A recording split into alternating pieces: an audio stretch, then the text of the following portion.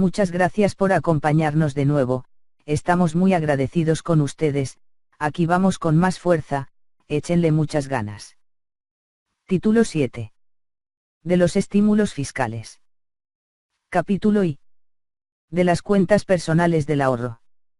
Artículo 185.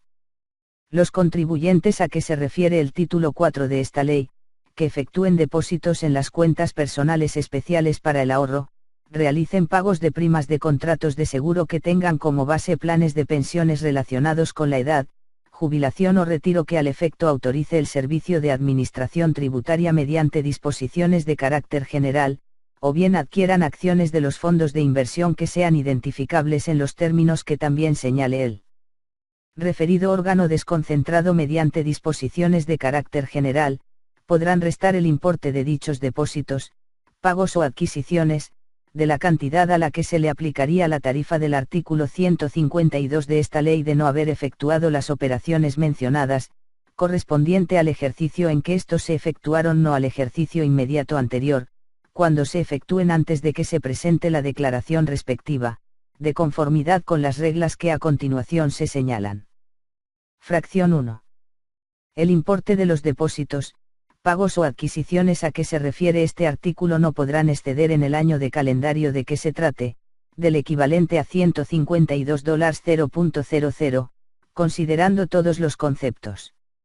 Las acciones de los fondos de inversión a que se refiere este artículo quedarán en custodia del fondo de inversión al que correspondan, no pudiendo ser enajenadas a terceros, reembolsadas o recompradas por dicho fondo, antes de haber transcurrido un plazo de 5 años contado a partir de la fecha de su adquisición, salvo en el caso de fallecimiento del titular de las acciones. Fracción 2. Las cantidades que se depositen en las cuentas personales, se paguen por los contratos de seguros, o se inviertan en acciones de los fondos de inversión, a que se refiere este artículo, así como los intereses, reservas, sumas o cualquier cantidad que obtengan por concepto de dividendos, enajenación de las acciones de los fondos de inversión, indemnizaciones o préstamos que deriven de esas cuentas, de los contratos respectivos o de las acciones de los fondos de inversión, deberán considerarse como ingresos acumulables del contribuyente en su declaración correspondiente al año de calendario en que sean recibidas o retiradas de su cuenta personal especial para el ahorro, del contrato de seguro de que se trate o del fondo de inversión del que se hayan adquirido las acciones. En ningún caso la tasa aplicable a las cantidades acumulables en los términos de esta fracción será mayor que la tasa del impuesto que hubiera correspondido al contribuyente en el año en que se efectuaron los depósitos, los pagos de la prima o la adquisición de las acciones, de no haberlos recibido. En los casos de fallecimiento del titular de la cuenta especial para el ahorro, del asegurado o del adquirente de las acciones, a que se refiere este artículo, el beneficiario designado o heredero estará obligado a acumular a sus ingresos, los retiros que efectúe de la cuenta, contrato o fondo de inversión, según sea el caso. Las personas que hubieran contraído matrimonio bajo régimen de sociedad conyugal, podrán considerar la cuenta especial o la inversión en acciones a que se refiere este artículo, como de ambos cónyuges en la proporción que les corresponda, o bien de uno solo de ellos, en cuyo caso los depósitos, inversiones y retiros se considerarán en su totalidad de dichas personas. Esta opción se deberá ejercer para cada cuenta o inversión al momento de su apertura o realización y no podrá variarse. Los contribuyentes que realicen pagos de primas de contratos de seguro que tengan como base planes de pensiones relacionados con la edad, jubilación o retiro y además aseguren la vida del contratante, no podrán efectuar la deducción a que se refiere el primer párrafo de este artículo por la parte de la prima que corresponda al componente de vida. La institución de seguros deberá desglosar en el contrato de seguro respectivo la parte de la prima que cubre el seguro de vida.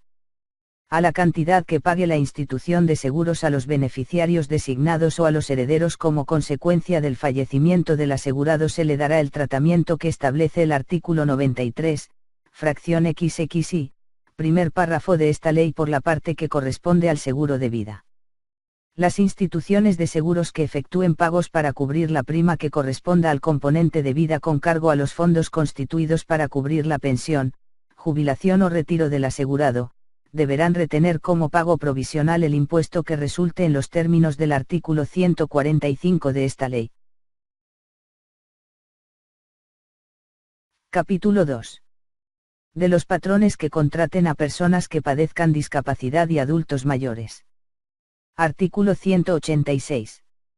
El patrón que contrate a personas que padezcan discapacidad motriz y que para superarla requieran usar permanentemente prótesis, muletas o sillas de ruedas, mental, auditiva o de lenguaje, en un 80% o más de la capacidad normal o tratándose de invidentes, podrá deducir de sus ingresos, un monto equivalente al 100% del impuesto sobre la renta de estos trabajadores retenido y enterado conforme al capítulo y del título 4 de esta ley, siempre y cuando el patrón esté cumpliendo. Respecto de dichos trabajadores con la obligación contenida en el artículo 12 de la Ley del Seguro Social y además obtenga del Instituto Mexicano del Seguro Social el certificado de discapacidad del trabajador.